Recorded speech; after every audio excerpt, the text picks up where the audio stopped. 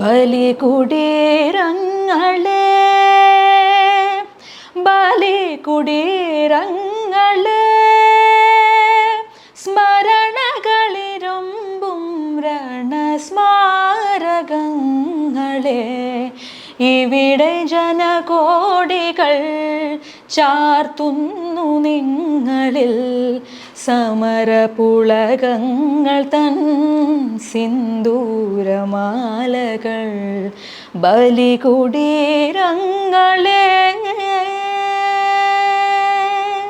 അതുപോലെ തന്നെ ഗൗരി, എനിക്ക് തോന്നുന്നു ഗൗരിയുടെ ജോഷ് ടോക്സിൽ വന്ന് BPD ഉണ്ട് എന്ന് തുറന്നു പറയുകയാണ്. അപ്പം അങ്ങനത്തെ തുറന്നു പറച്ചിലുകൾ അല്ലെങ്കിൽ ഇതുപോലെ പാട്ടെഴുത്തിലൂടെയുള്ള തുറന്നു പറച്ചിലുകളൊക്കെ ഇൻഡസ്ട്രിയിൽ അല്ലെങ്കിൽ കരിയറിനെ എങ്ങനെ ബാധിക്കും, അങ്ങനെയൊക്കെ ചിന്തിച്ചിട്ടുണ്ട്? എനിക്കിങ്ങനെ തുറന്നു പറച്ചിൽ അടച്ചു പറച്ചിൽ അങ്ങനെ ഞാൻ പറയുവാണ്. എനിക്ക് പറയാൻ തോന്നുന്ന കാര്യം ഞാൻ പറയുന്നു. അതങ്ങനെ ഇപ്പം BPDയുടെ കാര്യം എനിക്ക് തോന്നിയത് ഞാൻ ആ കാര്യം പറയുന്നതിൽ കൂടെ മേ ബി അത് കേട്ടിട്ട് ആർക്കെങ്കിലും പോയിട്ട് ഹെൽപ്പ് എടുക്കണം. ഇപ്പം ഒരുപാട് സ്റ്റിഗ്മ ഉണ്ടല്ലോ, നമ്മൾ മരുന്ന് കഴിക്കുന്നത് എന്തോ പ്രശ്നമാണ് അല്ലെങ്കിൽ ഒരു തെറപ്പിക്ക് പോകുന്നത് എന്തോ പ്രശ്നമാണ് എന്നൊക്കെ ചിന്തിക്കുന്ന ആർക്കെങ്കിലും അവിടെ എന്തെങ്കിലും ശരി, ഓഹോ ഈ പുള്ളിക്കാരി മരുന്ന് കഴിച്ചാൽ അല്ലെങ്കിൽ ഇപ്പം ഞാനും മരുന്ന് കഴിച്ചേക്കാം, അത് ചിലപ്പോൾ സഹായിച്ചാലോ എന്ന് ഒരാൾക്ക് തോന്നിക്കഴിഞ്ഞാൽ it's a really good thing, right? അപ്പോൾ ഞാൻ അത്ര ആലോചിക്കുന്നില്ല. ഇപ്പോൾ എനിക്ക് ഒരു ബോർഡർ ലൈൻ പേഴ്സണാലിറ്റി ഡിസോർഡർ ഉണ്ടെന്ന് വെച്ചിട്ട് എന്നൊരാൾ സിനിമയ്ക്ക് വിളിക്കേണ്ട അതിന് ഓക്കെ അത് അങ്ങനെയുള്ള ആലോചനയൊന്നുമില്ല. എനിക്ക് പറയാൻ തോന്നുന്ന കാര്യം ഞാൻ പറയുന്നു. ഇപ്പോൾ ആർക്കും എഗൻസ്റ്റ് ഒന്നും അല്ല ഞാൻ സംസാരിക്കുന്നത്, നമുക്ക് പറയാനുള്ള കാര്യങ്ങളാണ്. അപ്പം പറയുന്ന കാര്യങ്ങൾ ഈ പറഞ്ഞ പോലെ ആർക്കെങ്കിലും ആസ് എൻ ആർട്ടിസ്റ്റ് ഒരാളെ സൂട്ട് ചെയ്യുന്ന കാര്യമാണ്, ഒരാൾക്ക് റിലേറ്റ് ചെയ്യാൻ പറ്റുന്ന കാര്യമാണ്. ഒരാൾ ലൈഫിൽ കുറച്ച് മിനിറ്റ്സ് അയാളെ ബെറ്റർ ആക്കാൻ ഏതെങ്കിലും രീതിയിൽ നമ്മുടെ വാക്കുകളോ നമ്മുടെ പാട്ടുകളോ സഹായിക്കുന്നുണ്ടെങ്കിൽ അത്രയേ ഉള്ളൂ. ഈ ഗൗരിയുടെ തുറന്നു പറച്ചിൽ ഞാനിപ്പോൾ പറയണത് എൻ്റെ ഒരു സുഹൃത്തിന് വളരെയധികം ഉപകാരപ്പെട്ടൊരു കാര്യമാണ്. കാരണം അവർ പറഞ്ഞിട്ടാണ് ഞാൻ ആ ഗൗരിയുടെ ജോഷ് ടോക്സ് പോലും കാണുന്നത്. കാരണം ഇതാണ് ഈ അസുഖമാണ് അല്ലെങ്കിൽ ഇത് ട്രീറ്റ് ചെയ്യപ്പെടേണ്ടതാണ്. ഞാൻ എൻ്റെ ഉള്ളിലേക്ക് ഇപ്പോൾ പറഞ്ഞ പോലെ തന്നെ നമ്മുടെ സമൂഹത്തിൽ കൂടുതൽ പേരും ഇത് പുറത്തു പറയാൻ ഒരു നാണക്കേട് അല്ലെങ്കിൽ ഇതൊരു വലിയ പ്രശ്നമാണോ എന്നൊക്കെ ചിന്തിക്കുന്നിടത്തു നിന്നാണ് ഗൗരിയെപ്പോലൊരാൾ വന്ന് തുറന്നു പറയുകയാണ്. അപ്പം ഇങ്ങനെ ഒരു ഗൗരിക്ക് എങ്ങനെയാണ് അങ്ങനെ ഒരു ട്രീറ്റ്മെന്റിലേക്ക് എനിക്ക് പോകണം എന്നൊരു തോട്ട് ഗൗരിക്ക് തന്നതാരാണ്? ഗണേശാണോ? ഗണേശാണ് ആദ്യമായിട്ട് എന്നെ ഉന്തിത്തള്ളി വിടുന്നത് പോയിട്ട് ഹെൽപ്പ് എടുക്കണം എന്നുള്ളത്. പക്ഷെ അത് പിന്നെ ഗ്രാജുവലി ആ ഹെൽപ്പിൻ്റെ രീതികൾ മാറി. ഇപ്പോൾ ആദ്യം ഒരാളുടെ അടുത്ത് പോയി കുറച്ച് മെഡിസിൻസ് എടുത്തു, പക്ഷെ അപ്പം BPD ഒന്നും പിക്ചറിൽ വന്നിട്ടില്ല. It's like I M depressed, അത്രേ ഉള്ളൂ. പക്ഷെ അത് കഴിഞ്ഞിട്ട് വേറൊരു സൈക്കാട്രിസ്റ്റാണ് കുറേ നാൾ കഴിഞ്ഞിട്ട് ഇങ്ങനെ പ്രൊഫഷണലി ലൈക്ക് ഒഫീഷ്യലി ഡയഗ്നോസ് ചെയ്യുന്നത്. BPD ആണ്. BPD പ്ലസ് OCPD എന്ന് പറഞ്ഞിട്ട് 2 ഡിസോർഡേഴ്സ് ഉണ്ട്. അപ്പോൾ ഇത് രണ്ടുമാണ് സംഭവം. വേറെ അഗൈൻ സ്റ്റാർട്ടഡ് മെഡിസിൻസ്. അതൊരു 2 വർഷം ഓടിക്കഴിഞ്ഞാണ് തെറപ്പിയിലോട്ട് ഇറങ്ങുന്നത്. ഇപ്പോൾ right now therapy still going. ഇപ്പോഴും ഒരു 2 ആഴ്ചയിലൊരിക്കലൊക്കെ ഞാൻ തെറപ്പി എടുക്കുന്നുണ്ട്. അപ്പോൾ അതൊരു ഈ തെറപ്പി എന്ന് പറയുന്നത് എത്രത്തോളമാണ് നമ്മളെ ആ ഒരു ഇതിനെ ഹെൽപ്പ് ചെയ്യുന്നത്? എനിക്കത് ഏറ്റവും കൂടുതൽ സെൽഫ് റിഫ്ലക്ഷനാണ്. എന്താണ് ഉള്ളിൽ നടക്കുന്നത്, why am I doing this, why am I feeling this way, അല്ലെങ്കിൽ എന്താണ് നമുക്ക് ഫീൽ ചെയ്യുന്നത്.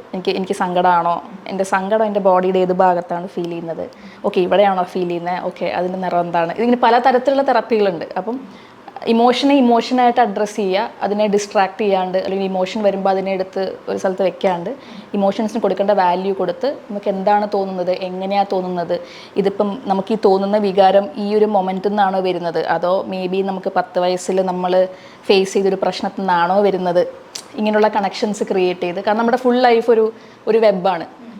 ഇവിടുത്തെ പ്രശ്നം ഇപ്പോൾ അവിടെ നിന്നായിരിക്കും, അവിടുത്തെ പ്രശ്നം ഇപ്പോൾ ഇവിടെ നിന്നായിരിക്കും.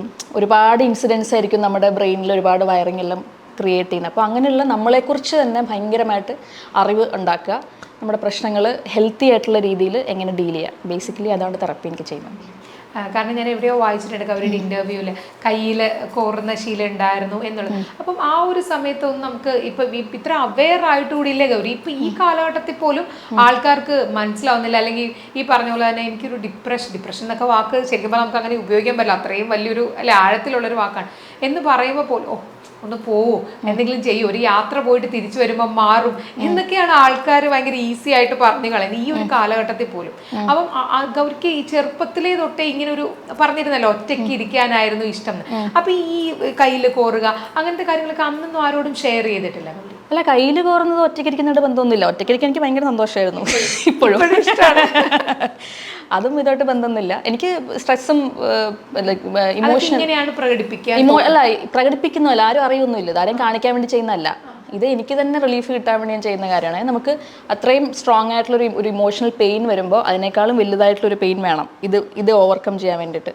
അപ്പോൾ when I feel A more intense pain, ഈ പെയിൻ ഞാൻ മറക്കും, എന്താ ആ പെയിനിലോട്ട് കോൺസെൻട്രേറ്റ് ചെയ്യും. അപ്പം ആ ഒരു ഇത് ഇങ്ങനെ ആലോചിച്ചിട്ട് ചെയ്യുന്നതല്ല, അതൊരു നാച്ചുറൽ ആയിട്ടുള്ളൊരു ബോഡിയുടെ റെസ്പോൺസാണ് ആ സമയത്ത്. അപ്പം ഇമോഷൻസ് ഫീൽ ചെയ്യുന്നത് ഭയങ്കര സ്ട്രോങ് ആയിട്ടായിരിക്കും. അപ്പം ഹാൻഡിൽ ചെയ്യാൻ പറ്റില്ല. അപ്പോൾ ഇങ്ങനെയുള്ള ആവശ്യമില്ലാത്ത അൺഹെൽത്തി ആയിട്ടുള്ള കോപ്പിംഗ് മെക്കാനിസംസ് നമ്മൾ തന്നെ പഠിച്ചെടുത്തിട്ട് നമ്മളിങ്ങനെ ചെയ്യുകയാണ്. അപ്പം എൻ്റെ ഫസ്റ്റ് എന്ന് പറഞ്ഞാൽ ഇത് കറക്റ്റ് ചെയ്യുക എന്നുള്ളതായിരുന്നു. അതായത് അത്രയും ഇൻറ്റൻസ് ഇമോഷൻസ് വരുമ്പം അങ്ങോട്ട് പോകുന്നതിന് പകരം വേറെ എങ്ങോട്ട് പോകാൻ പറ്റും, ഒരു ഹെൽത്തി ആയിട്ടുള്ള രീതിയിൽ എനിക്കിപ്പോൾ തൽക്കാലം എങ്ങനെ ഈ പെയിനിൽ നിന്ന് എനിക്ക് ഓവർകം ചെയ്യാം. അപ്പം അങ്ങനെയുള്ള അതാ പറയുക, ആ ഇപ്പോഴും ഇമോഷൻസ് വളരെ സ്ട്രോങ് ആണ് എനിക്ക്, പക്ഷേ I know how to handle emotions no. അതാണ് വ്യത്യാസം. ഇപ്പം അജിത ഹരി ഇറങ്ങുമ്പോഴും മുറിവ് ഇറങ്ങുമ്പോഴും ഒക്കെയുള്ള ഈ സൈബർ ആക്രമണം എന്നോ എന്ത് വേണേലും പറയും. ഇപ്പം മ്യൂസിക് ഇൻഡസ്ട്രിയിൽ നിന്ന് തന്നെ എങ്ങനെയായിരുന്നു ആ ഒരു സപ്പോർട്ടൊക്കെ ഉണ്ടാവുക? ഇതിപ്പോൾ മൂന്നാമത്തെ ആളെന്നെ എടുത്ത് ചോദിക്കുന്നത്. ആദ്യത്തെ ആൾ ചോദിക്കുമ്പം ഞാൻ അപ്പോഴും മനസ്സിലാവും, ഇതുപോലത്തെ ഒരു റിപ്പോർട്ടറാണ്, ഒരു ന്യൂസ് ചാനൽ റിപ്പോർട്ടറാണ് ആദ്യം എടുത്ത് ചോദിക്കുന്നത്, ഇൻഡസ്ട്രിയിൽ നിന്ന് ആരെങ്കിലും സപ്പോർട്ട് ചെയ്തോ. അപ്പം ഞാൻ ആ സൈഡിനെ കുറിച്ച് ആലോചിച്ചിട്ടേ ഇല്ല. അവർ ചോദിക്കുമ്പോഴും ആലോചിക്കുന്നു ഇങ്ങനെ ഒരു പരിപാടി ഉണ്ടല്ലോ എന്ന്. അപ്പം ഞാനൊന്നും ഞാൻ എക്സ്പെക്ട് ചെയ്തിട്ടില്ല. ഉദാഹരണം പറയുകയാണെങ്കിൽ ഇപ്പോൾ ഇന്നലെ നമ്മൾ ആസിഫ് അലിക്ക് ഒരു ഇത് നേരിട്ടു എന്ന് പറയുന്ന ഒരു സിറ്റുവേഷനിൽ അമ്മ പോലൊരു സംഘടന വന്ന് ആസിഫ് അലിക്ക് സപ്പോർട്ട് ചെയ്യാണ്. അപ്പോൾ തീർച്ചയായിട്ടും മ്യൂസിക് ഫെട്ടേണിറ്റിയിൽ നിന്ന് ആരെങ്കിലും, കാരണം ഈ സൈബർ ബുള്ളിംഗ് എന്ന് വെച്ചിട്ട് വല്ലാത്ത രീതിയിലേക്ക് പോവുകയാണല്ലോ ഗൗരിക്കെതിരെയുള്ള, അതുകൊണ്ടാണ് ഞാൻ ചോദിച്ചത്. ഇല്ല, ഒന്നുമില്ല. ആരും ഒന്ന് വിളിച്ചു പോലും ഇല്ലില്ല, ഒന്നുമില്ല. എനിക്ക് മെസ്സേജ് അയച്ചതും എല്ലാം ടെക്നീഷ്യൻസും. ഇപ്പോൾ ഗൗരി വളരെ ചെറിയ പ്രായത്തിലാണ് ഇൻഡിപെൻഡൻറ്റ് മ്യൂസിക് എന്നൊരു രീതിയിലേക്ക് ഇറങ്ങുന്നത്. കാരണം ഞാൻ നേരത്തെ സൂചിപ്പിച്ചതുപോലെ സിനിമ എന്ന് പറയുന്ന ഒരു സേഫ് സൈഡിലേക്ക്, അല്ലെങ്കിൽ ആ ഒരു പ്രശസ്തി, അങ്ങനെയൊക്കെയാണ് കൂടുതൽ ആൾക്കാർ നോക്കിക്കാണുന്നത്. ആ സമയത്ത് എന്തുകൊണ്ടാണ് അല്ല ആലോചിച്ചിരുന്നത് ഇത്രയും റിസ്ക് ഉണ്ട് ഇതിന്, അങ്ങനെ എന്തെങ്കിലും ആലോചിച്ചിരുന്നത് ആ പ്രായത്തിൽ? പ്രായത്തിൻ്റെ ഇമ്പൾസിവിറ്റിയിൽ ജനറലി വളരെ ഇഷ്ടപ്പെട്ട് ചെയ്യുന്നൊരു ജോലിയാണ്, വളരെ ഇഷ്ടപ്പെട്ടാണ് അതിലേക്ക് ഇറങ്ങുന്നത്. അപ്പം ആ സേഫ്റ്റിയെക്കുറിച്ച് ആലോചിച്ചിട്ടില്ല. ഇപ്പോഴും ആലോചിക്കുന്നുണ്ടോ എന്ന് എനിക്ക് സംശയമാണ്. ഇഷ്ടപ്പെട്ട് ചെയ്യുന്ന ജോലി പാട്ടാണോ ഉദ്ദേശിച്ചത്? ഒരു സ്വന്തമായിട്ടൊരു കാര്യം ക്രിയേറ്റ് ചെയ്യുക എന്നുള്ളത് നമ്മൾ ഭയങ്കര പാഷനേറ്റ് ആയിട്ട് ചെയ്യുന്നൊരു കാര്യമാണ്. അപ്പം അതിനിടയ്ക്ക് ഇത് വെച്ച് എനിക്ക് ജീവിക്കാൻ പറ്റുമോ, അല്ലെങ്കിൽ എനിക്കിതിലൊരു ഭാവി ഉണ്ടോ എന്നുള്ള ചിന്തയൊന്നും അപ്പം ഇല്ല. ആ ഒരു സ്നേഹത്തിൻ്റെ പുറത്ത് വെച്ച് പിടിക്കുക എന്നുള്ളൊരു സ്ഥലത്തു നിന്നാണ്. അപ്പം സേഫ്റ്റിയെ കുറിച്ച് ആലോചിച്ചിട്ടില്ല. ഇപ്പം മുറിവ് ഇതൊരു, അപ്പം ആദ്യം നമ്മൾ പറഞ്ഞു 7 പാട്ടുകളുടെ, അപ്പം ഈ 7 പാട്ടുകൾ, ഇനി വരാനിരിക്കുന്ന പാട്ടുകളും ഈ മുറിവ് എന്നൊരു കൺസെപ്റ്റിനെ ബേസ് ചെയ്ത് തന്നെ പലതരം മുറിവുകളായിരിക്കാം. ഇപ്പം രണ്ടാമത്തെ പാട്ട് നമ്മൾ ചെയ്തത് പൊള്ളുന്നുണ്ടേ എന്ന് പറഞ്ഞിട്ട്, അത് റിലീസായിട്ടുണ്ട്, ഓൾറെഡി യൂട്യൂബ് ചാനലിലുണ്ട്. അത് ലോസിനെ കുറിച്ചിട്ടുള്ളൊരു പാട്ടാണ്. നഷ്ടപ്പെട്ട് കഴിഞ്ഞിട്ടുള്ള നമ്മുടെ ഒരു ഗ്രീഫ് എന്നാണ് ആ പാട്ട് വരുന്നത്. നാമിരവിൽ എന്ന് പറഞ്ഞ സൂരജ് സന്തോഷിനെ ഫീച്ചർ ചെയ്തൊരു ട്രാക്ക് കുറച്ച് നാൾ മുന്നേ ഇറക്കിയിട്ടുണ്ടായിരുന്നു. അത് പ്രേമം തന്നെയാണ്, പ്രണയത്തിലെ ഒരു പെയിനും കാര്യങ്ങളൊക്കെ കൂടെ ഉള്ളൊരു ആ ഒരു ബ്യൂട്ടിഫുൾ പെയിനും കാര്യങ്ങളൊക്കെ ഉള്ളൊരു പാട്ടാണ്. ഇപ്പോൾ അടുത്ത ട്രാക്സും വരുന്നുണ്ട്. ഈ പറഞ്ഞ പലതരത്തിലുള്ള ചെറുതും വലുതുമായിട്ടുള്ള വൂണ്ടുകളെ കുറിച്ചിട്ടുള്ള 7 പാട്ടുകളാണ്. ഇപ്പം തോണി, താഴ്വാരം, ഇങ്ങനത്തെ പല പല പാട്ടുകൾ വരുമ്പം എല്ലാ പാട്ടുകളും ഗൗരിക്കൊരു നിർബന്ധമുണ്ടോ, എൻ്റെ അനുഭവത്തിൽ നിന്ന് തന്നെ ആകണം, അങ്ങനെ എന്തെങ്കിലും? എന്ത് എഴുതാൻ അനുഭവം മാത്രമായിരിക്കും, അതൊക്കെ ഇപ്പോൾ തോട്ടായിരിക്കും. പക്ഷെ എന്ത് ചെയ്യുവാണെങ്കിലും ഫോഴ്സ്ഫുള്ളി ചെയ്യുന്ന കാര്യങ്ങളൊന്നുമില്ല. എനിക്ക് ചെയ്യണം തോന്നുന്നു, എനിക്കതുമായിട്ട് റിലേറ്റബിൾ ആയിട്ടുള്ള കാര്യമായിരിക്കും. ഇപ്പോൾ ഒരു ചിന്തയായിരിക്കാം, അല്ലെങ്കിൽ ഒരാളായിരിക്കാം, എവിടെയെങ്കിലും പോയതായിരിക്കാം, ഒരു എക്സ്പീരിയൻസ് ആയിരിക്കാം. എന്താണെങ്കിലും എനിക്കൊരു തൊട്ട ഒരു കാര്യമാണെങ്കിൽ അതിനെക്കുറിച്ച് ചിലപ്പോൾ എഴുതണം തോന്നും, എഴുതും.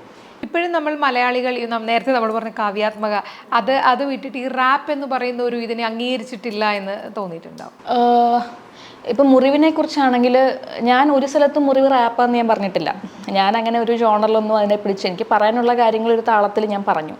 അപ്പം ഇത് റാപ്പാണ്, ഇതൊരു മോശം റാപ്പാണെന്ന് തുടങ്ങിയത് ആളുകൾ തന്നെയാണ് ആ കോൺവെർസേഷനെ തുടങ്ങിയത്. ഞാൻ ഒരിക്കലും റാപ്പാന്നുള്ള അവകാശവാദം നടത്തിയിട്ടില്ല. പിന്നെ റാപ്പ് എന്ന് പറയുന്നത് അങ്ങനെ ഒരു ചട്ടക്കൂട്ടിനകത്ത് നിൽക്കുന്ന ഒരു ഫോം ഓഫ് സംഭവമല്ല. അത് ഈ പറഞ്ഞ പോലെ വളരെ അടിച്ചമർത്തപ്പെട്ട ഒരു കമ്മ്യൂണിറ്റി അവരുടെ പ്രശ്നങ്ങൾ പുറത്തേക്ക് എക്സ്പ്രസ് ചെയ്യാനും അവരുടെ ദേഷ്യവും അവരുടെ അമർഷവും എക്സ്പ്രസ് ചെയ്യാൻ വേണ്ടിയിട്ട് വന്ന ഒരു ആർട്ട് ഫോം തന്നെയാണ് റാപ്പ് എന്ന് പറയുന്നത് തന്നെ. അപ്പോൾ അതിന് പിന്നെ ഇവർ പിടിച്ചിട്ട് ബോക്സിനകത്തിട്ട് കഴിഞ്ഞാൽ അതിൻ്റെ പേർപ്പസേ ഇല്ലാണ്ടാവുകയാണ്. അപ്പം എനിക്കൊന്ന് ശീലിച്ചെടുക്കാനുള്ളൊരു സമയമാണ്. അങ്ങനെ നമ്മൾ എന്ത് കാര്യം ചെയ്യുവാണെങ്കിലും അത് ബോക്സിനകത്ത് വെച്ചല്ലാണ്ട് ഒരു ഫ്രീ ആയിട്ട് നമുക്ക് നമ്മുടെ കാര്യം എക്സ്പ്രസ് ചെയ്യാനുള്ള സ്പേസും ഉണ്ട്. അത് ഇഷ്ടപ്പെടാനും ഇഷ്ടപ്പെടാതിരിക്കാനും നിങ്ങൾക്ക് സ്പേസ് ഉണ്ട്. അപ്പോൾ ഒരു മ്യൂച്വൽ റെസ്പെക്റ്റിൽ പോകാൻ പറ്റുക എന്നുള്ളതേ ഉള്ളൂ. ഇപ്പോൾ ഈ ഇൻഡിപെൻഡൻറ്റ് മ്യൂസിക് ചെയ്യാമെന്ന് തീരുമാനിക്കുന്ന സമയത്ത് നമുക്ക് എന്തായാലും നമുക്ക് ചുറ്റും ഒരു കൂട്ടം ആൾക്കാരുണ്ടാവുമല്ലോ. അപ്പം എങ്ങനെയായിരുന്നു ആദ്യം നമ്മളെ തന്നെ കൺവിൻസ് ചെയ്തിട്ടായിരിക്കുമല്ലോ ഇതിലേക്ക് ഇറങ്ങുക.